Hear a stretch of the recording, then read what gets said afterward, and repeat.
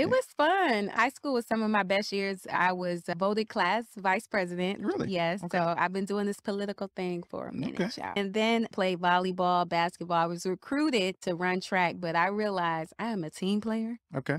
Track was not my thing. No, Yeah, like I don't like You wanted to that. paint us that baton earlier. Yeah, like I need other folks around me to help me be great. Like, too much of an individual sport. Right. Yes, I had pretty nice hops in volleyball. So she's like, you should do the long jump and you should do the high jump. And I did it. I did indoor track and outdoor track one time. And I was like, thanks for no thanks. Okay. And then I did half a season of softball. That was a little rough too. That wasn't my thing. So basketball and volleyball was my lane. I also did drama.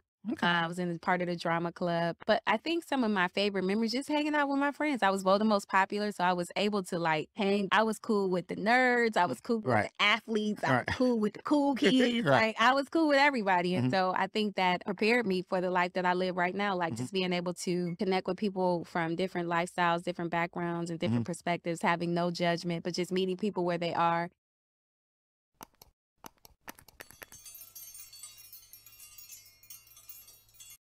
Ladies and gentlemen, you're rocking with a GOAT. Kenn Dowell giving you motivation for growth. 2 toes down, he keep it realer than most. He do it for the culture, that's always the goal. This is Strategic Moves with Kenn Dowell. This is Strategic Moves with Kenn Dowell.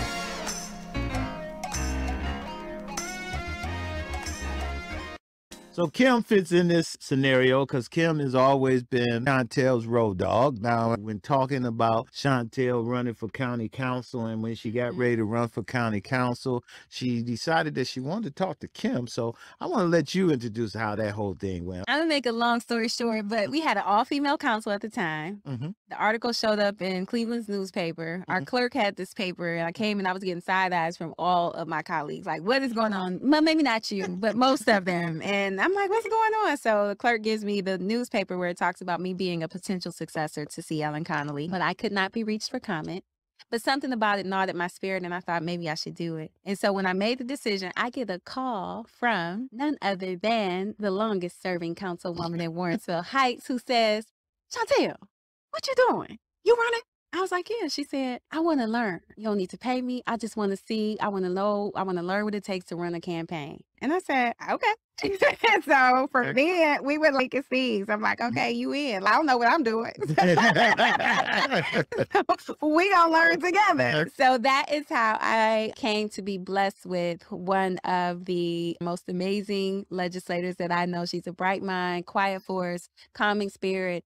The, again, longest serving member on Warrensville Heights, longest serving woman, I would say, on Warrensville Heights City Council. If not the longest serving, definitely the longest serving African-American woman on Warrensville Heights City Council, who helped me understand the processes and protocols, because when I came in, she was the council president. And so she made the recommendation that she was leaving out to appoint me to the planning commission, which was a really big deal for a freshman to come in, because when you're talking about a thing from a garage to a new business has to come before the planning commission. So it's a very powerful position, and it got me prepared from the next step, which was running for county council. So with that, I want to yield the floor to my friend, my sister. I feel like I'm an honorary Hodge. She's embraced me into her family. Really? Wow. That is her maiden name. And so Kimberly Hodge Edwards, I don't know how much more I could share with the people, but we came in together, and maybe you can add a little more onto that story as it relates to how we got started on that 2014 campaign. I think you pretty much nailed it, but I will say that was a tough campaign, because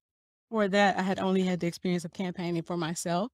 My initial run was at large. So that was across the entire city of Warrensville. But I believe the beginning of my third term, we broke into wards. So it was a much smaller race, so a much smaller responsibility. So when we took on the responsibility of running for county council in communities, and it was cold.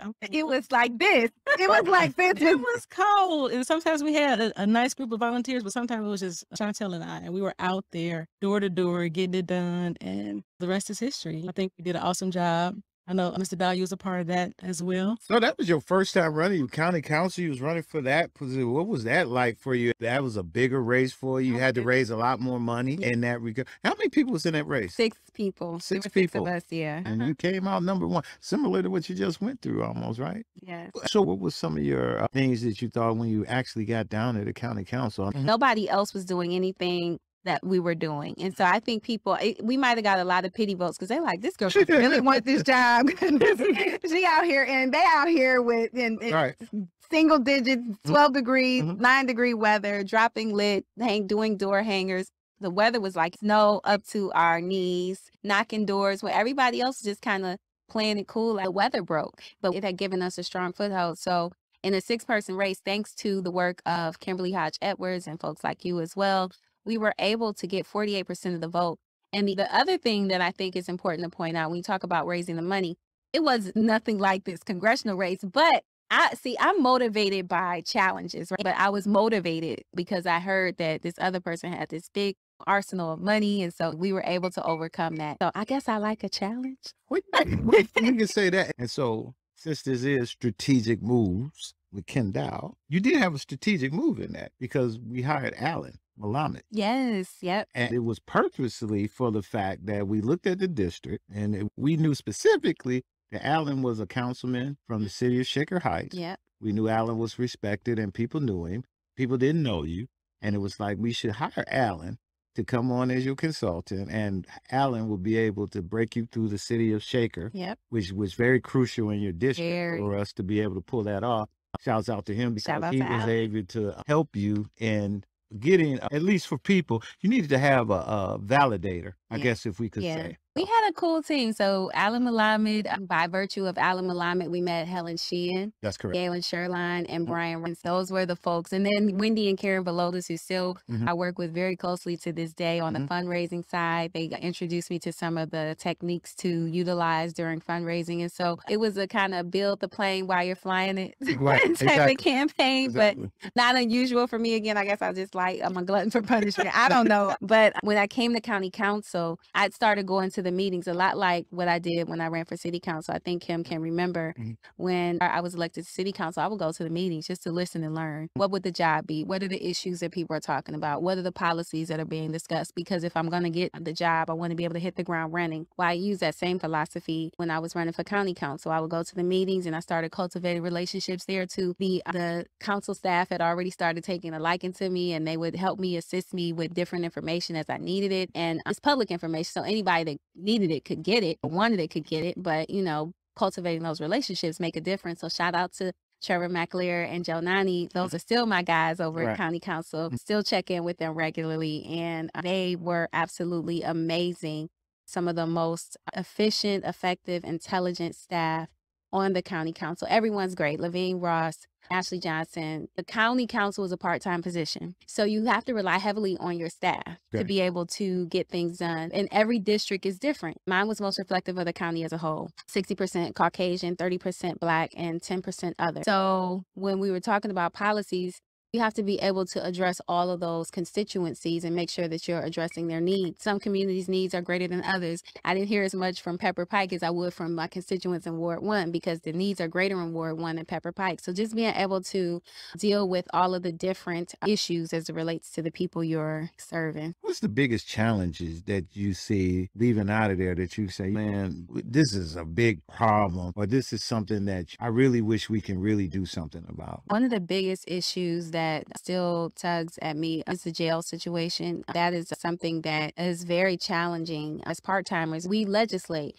The executive is the one who has oversight over the hiring and firing and all of those things. And so I think we have a great chief and sheriff from Solon. I'm sorry, his name has escaped me. He's dynamic and he has a ton of experience. He came from Solon, well respected, a ton of knowledge, but I think he's in a position to be able to make some real changes. The other thing is people may not realize this, but county council and Cuyahoga County, it's a safety net to health and human services. People don't have food. People need help with rent. When people need help with jobs, the glamorous part is economic development. Right? And so people look at it in you might think, oh, okay, the Rocket Mortgage Fieldhouse, that was a big project that fell under the county council's decision-making authority. But the core, 90% of the job is dealing with people that have serious issues. And so that is the hard part of the job, but it's the job that's most rewarding and fulfilling. And so a lot of the funding that goes through the county to deal with those issues come from the federal government. So I'm blessed to be in a position to really vouch and advocate from a place of true understanding of how it locally impacts people from the federal level. So let me ask you this question. Give me a couple of things that you're most proud of down there at the county that you were able to get done. I know you did the legislation to make racism public health crisis. I believe there was a couple other things you did prior to that, wasn't there? Yeah, so there were a number of things, even prior to that. With this pandemic, I like to highlight the fact that actually we talk about our good friend, Minister Gould. Minister Gould pointed out, he was one of the people that called me and was like, Shontel, a lot of these kids can't get online. You should see if you could do something to help them get online. And so that was the legislation was introduced. I talked to our good friend, Armin Budish, and said, look, can we set aside $1.5 million so that students could get free Wi-Fi hotspots that they could learn? He was in full agreement, and we were those funds were matched by Cleveland Foundation, and we were able to provide thousands of students free Wi-Fi hotspots for 2 years. In addition to that, Text 911, shout out to Rico Dancy from Rico. Yeah, Rico. We love Rico. Came to a county council meeting, didn't live in my district, but presented the idea, letting us know he represents the hearing impaired community. He's the president of the deaf community chapter for Black Lives Matter nationally. And he said to my colleagues and I, we need to bring about Text 911 for the hearing impaired community. And I thought, of course we do. Why not? And why don't we have this? And by virtue of someone bringing ideas to us, and that's what I think good governing is about. We don't always have the best ideas. People bring them to us. We are in a position to advocate for them. Right? And so that is what good governing is. I don't come into the room thinking that I have all of the answers. And so when he presented that, I lobbied my colleagues to say, hey, can we get this done? And again, Executive Budish was in full agreement. We were able to introduce Text 911. Not only has it helped 25,000 people who are deaf or hearing impaired, but it's also helped women and men in domestic violence situations because they may not be able to call 911, but they've been able to use the Text 911 messaging system to get rescued. So let's talk about the racism as a public health crisis. And y'all want grown people answers. All right, so we're going to get the grown people answers. All right. So racism as a public health. The reason why we was getting into that is that at that point in time when you were doing it, everybody was doing it. All right. So that's where I was trying to get into. It was that the fact that, okay, now the county's doing it. Okay, the city is doing it. Okay, the state is doing it. Okay, the federal government is doing it. So when you decided to do it and you wanted to make sure that yours was different. It started out for me in October of 2019. The conversation was presented to me by Sabrina Roberts and Tracy Carter. So they pulled me on the coattail. I was on the infant mortality crisis board for First Year Cleveland. And they said, we want you to introduce this legislation to declare racism as a public health crisis. And in October of 2019, I was like, oh no, this might be hard. But we met quarterly. So the next time we were to meet ended up being January 2020. And I actually met with my staff, again, Trevor, Joe, Khalil Sirin, who's now mayor in Cleveland Heights, and said, hey, this is something that I want to do. Lavine Ross was also instrumental in crafting the legislation. She doesn't get nearly enough credit as she deserves. Dynamic sister that does policy for county council, so shout out to her. So presented the idea, and they all came together, and I said I wanted to be more than just words on paper. I wanted to have some teeth. So we started to develop it. Then shortly after that, the pandemic struck, March 2020. And all of the disparities were the conversation around because it was hitting Black communities so much harder. And so now we're seeing racism play out right in front of our eyes. And so now everybody's on lockdown. May, here comes the tragic killing of George Floyd. Again, no one can look away. Everybody's on lockdown. So now the conversation around racism is running rampant. Shout out to Kevin Boyce because he was one of the first people in Ohio to be able to pass the legislation down in Franklin County. Then Blaine Griffin also did it in the city of Cleveland. But to your point, I wanted it to be something that we could hold ourselves accountable to. I didn't want it to just be a celebratory moment, like we did something, we declared it, but now what? So for me, we included statistical data around issues that had a disparate impact on the Black community: education, affordable housing, criminal justice reform, and not only that, but mortality, health disparities. And so putting those statistical data in the legislation gave us a benchmark to where we are so we can look at to where we go. And the other thing I knew we had some actual control over is how we would award contracts. So dealing with the economic wealth gap, making sure that because the disparity study was coming out, we knew that the minority businesses were getting much less than their fair share of contracts. And so wanted to be able to put that legislation forward so that we could ensure that people that look like us at this table started getting their fair share as it relates to contracts and also education opportunities. So before I left county council, we introduced legislation for tuition reimbursements, which will ultimately help with promoting people from within the organization. And again, a lot of those people who suffer and struggle from student debt and loan that look like us. And so that was very important to me. So as it relates to county council and your work down there, I know you were very instrumental in making sure that we had gotten an African-American as our county council president. And now we actually made history by having an African-American county council president and an African-American county vice president of county council. And with that, tell me a little bit about how did that all take? Oh, now you going digging deep now. What this is the stuff. This is our table, so they want to know what y'all talk about. This is stuff we talk about. Council President Jones is a good friend, and at the time, I knew there was a possibility that the position of Congress would be rapidly approaching and didn't want to take on that role myself. And so Council President Jones, he was in the vice president role, even had considered me being a vice president, but again, not something I wanted to do because I knew this opportunity to run for Congress would be coming up. So I'm like, I don't want to start something that I can't finish. I've never been that type of person. And so we started talking, looking at, evaluating the landscape.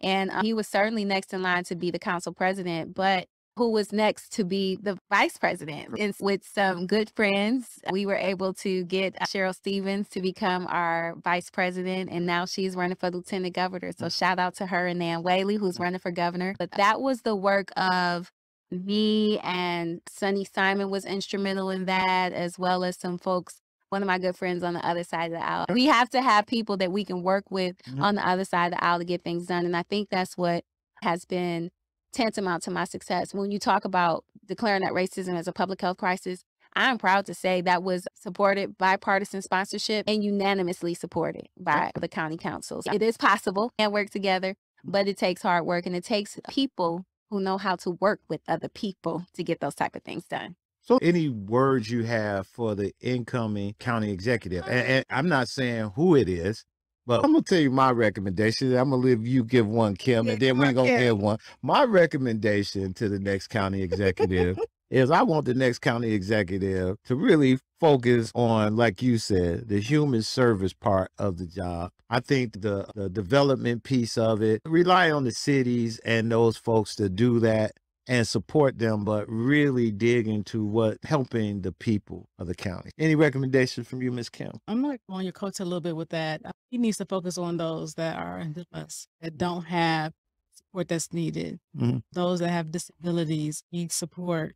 Sometimes their families can't offer. So the programs that are offered through the county are instrumental in their lives to help them survive, become more independent and all that. In our jail system, focus on making sure they have what they need. Although they've made some mistakes, they should be treated with utmost respect. So making sure that he's looking out for the ones that need the support. So when we talk about whoever that next county executive may be, he or she, they should really be thinking about those people who are too often overlooked and underserved, because that is the job. That is the job. And like you said, the economic development projects, the lakefront, all of that's well and good. And that's sexy. That's fun. That gets you a lot of headlines. When you hear about 11 people dying in the jail, that's not sexy or fun, but it's the reality of the situation that we had to deal with when I was an elected official. When you hear about children losing their lives because someone maybe was deemed negligent, as be it a parent or the social worker, whatever, the reality of the job, those result in lawsuits. And so it's a lot that goes into being a county representative, be it executive or council member. I just hope that the individual who is elected for that position understands the complexity of the job, that it's not just economic development. It is a lot of human health and human services. Excellent.